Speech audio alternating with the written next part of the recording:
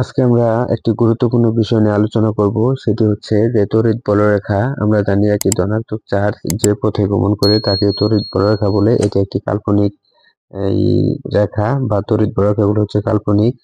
যদি আমরা মনে করি এক্ষেত্রে এখানে একটা পজিটিভ চার্জ আছে এবং এটা আমরা মান ধরলাম +12 কুলম্ব যদি ধরি, তাহলে এখান থেকে যে বলরেখাগুলো বের হবে এবং এক্ষেত্রে যদি আমাদের একটি মাইনাস চার্জ যদি থেকে থাকে, এখানে যে মাইনাস, এটার মান ধরলাম আমরা -12 কুলম্ব, তাহলে আমরা জানি যে বলরেখাগুলো প্লাস থেকে বের হয়ে মাইনাসের দিকে গমন করবে, অর্থাৎ বলরেখাগুলো পজিটিভ চার্জ থেকে সৃষ্টি হবে এবং নেগেটিভ চার্জে গিয়ে পতিত হবে। এগুলো আমরা এইভাবে জানি।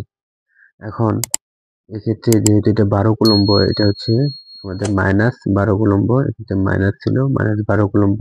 এখন যদি এখানে অন্য আরেকটি চার্জ যদি আমরা চিন্তা করি যে এক্ষেত্রে অন্য আরেকটি চার্জ আছে মাইনাস, এখানে ধরলাম আমরা 7 কুলম্ব, তখন কি হবে?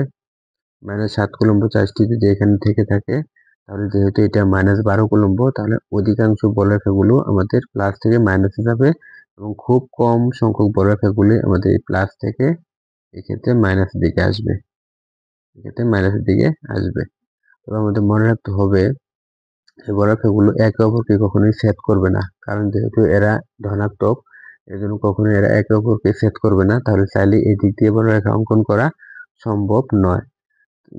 আমাদের খেয়াল রাখতে হবে যে এক্ষেত্রে 7 কুলম্বের এখানে বলরেখাগুলো আসবে কিন্তু সংখ্যায় কম। তাহলে 1টি 2টি 3টি এক্ষেত্রে সংখ্যায় কম এবং এক্ষেত্রে 1 2 3 4 5 6 7 8 অর্থাৎ সংখ্যায় বেশি। কারণ এইভাবে আমরা দেখতে পাবো যে একাধিক চার্জ থাকলেও তড়িৎ বলরেখাগুলো মূলত এইভাবেই কাজ করে থাকে। ধন্যবাদ সকলকে।